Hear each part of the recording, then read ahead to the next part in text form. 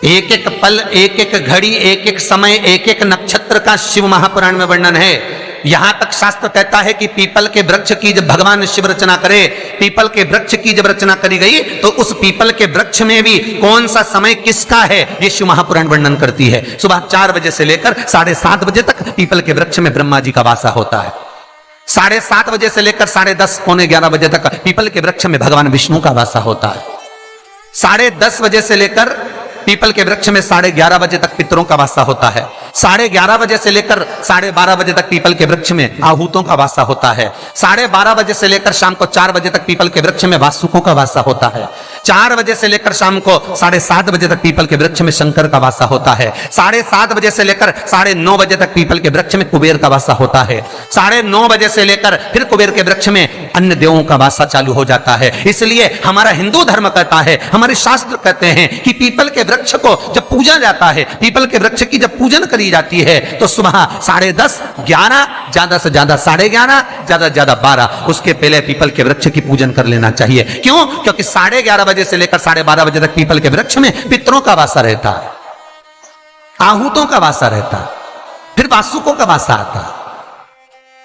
पितृ किसको कहते हैं? महाराज जो पूरी उम्र लेकर चले गए और उनके भीतर अभिलाषाएं बहुत थी, मैं ये भी करना चाहता हूं, मैं ये भी करना चाहता हूं, वो पितृ हो जाते हैं। आहूत किसको कहते हैं?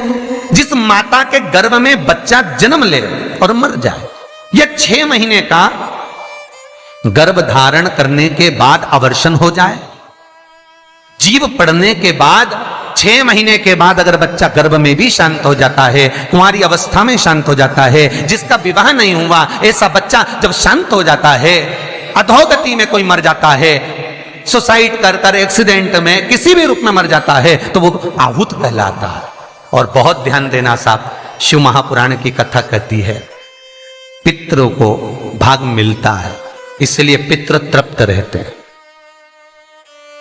शंकर भगवान के शिवलिंग का स्नान कराने पर कितने देवताओं के स्नान का पुण्य मिलता है? आपको कथा में पहले भी कहा, 33 कोटि देवता मार्ग में खड़े हैं शंकर भगवान के स्नान का जल पाने के लिए। शंकर का जो शिवलिंग होता है, भगवान शंकर का जो शिवलिंग कटी भाग, उस पे जो शिवलिंग रखा है, शिवलिंग जहां रखा हुआ है, ये कटी, ये तो पार्वती जी का हस्तकमल है, पर शिवलिंग का जो गोल भाग है शिवलिंग, उसका जो नीचे का भाग है, सबसे नीचे का भाग, वो ब्रह्मा जी का प्रतीक है। ब्रह्मा शिवलिंग के मध्य का जो भाग है वह भगवान विष्णु का प्रतीक है, और शिवलिंग के जो ऊपर का भाग है वो भगवान शिव का प्रतीक है। ब्रह्मा, विष्णु, महेश एक ही बिंदु में, एक ही शिवलिंग में विराट, एक ही में। महाराज पीपल के वृक्ष में आहूतों का वास हो जाता है, इसलिए दोपहर में पीपल के वृक्ष में परिक्रमा नहीं होती। शाम को शंकर जी का वासा हो जाता है, इसलिए शिव जी की परिक्रमा शाम को नहीं होती, क्योंकि शंकर की परिक्रमा नहीं लगती है। रात को कुबेर का वासा होता है, इसलिए पीपल के वृक्ष में दीपावली के दिन रात्रि को 8:30 बजे से लेकर 9:30 बजे के बीच में जो पीपल के वृक्ष के नीचे घी का दिया लगाता है, उसके घर में कभी संपदा की कमी नहीं आती है, क्योंकि कुबेर स्वयं विराजमान होता है पीपल के वृक्ष के नीचे। भीष्म पितामह बाणों की सैया पर पड़े रहकर अर्जुन को ज्ञान उपदेश देते हैं। कई गीता हुई, कपिल गीता, दत्त गीता, श्रीमद् भगवद गीता, गर्भ गीता, उसमें एक गीता है, एक ललिता गीता भी, एक गीता उसमें भीष्म गीता। पढ़िएगा कभी। भीष्म गीता में अर्जुन को भगवान भीष्म पितामह बाणों की सैया पर पड़े रहकर कहते हैं, अरे अर्जुन, 4 तरह का भोजन बेकार होता है। पहला, जिस भोजन की थाली को ठोकर लग गई वो नाली में पड़े हुए कीचड़ के बराबर होता है। दूसरे नंबर का भोजन, जिस भोजन की थाली को कोई लांग कर चले गया वो भोजन भ्रष्टा के बराबर होता है, गंदगी के बराबर। तीसरे नंबर का भोजन, जिस भोजन की थाली में बाल पड़ा हो, केश पड़ा हो, वो दरिद्रता देने वाला होता है।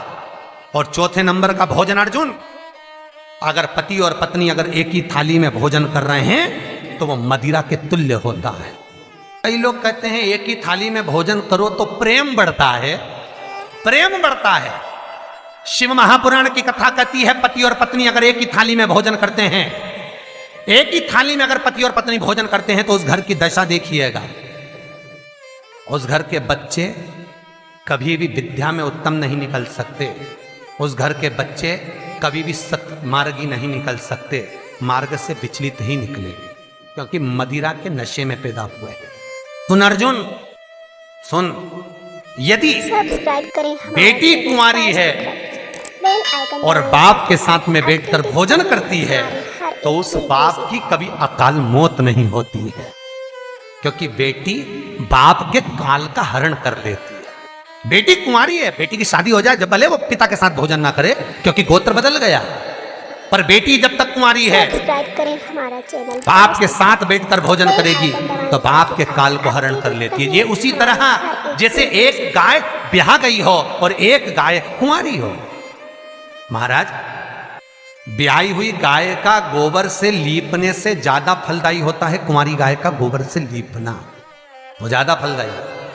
बछिया के गोबर से लीपना, कुंवारी गाय के गोबर से जो ब्याही ना, कितना कितना शास्त्र प्रमाण देता है महाराज।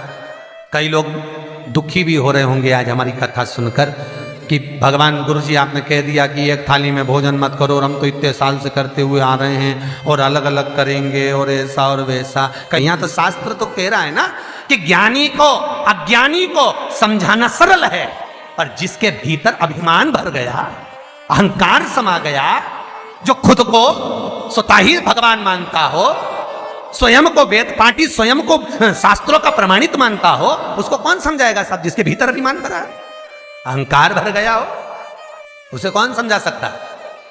हम तो केवल इस व्यासपीठ से उतना ही कह देते हैं जितना इस कथा पुराण में लिखा है। उसके बाद मर्जी आपकी, आप सुधरो कि सिद्धरो, आपकी मर्जी। कहना हमारा काम है, सुनना आपका काम।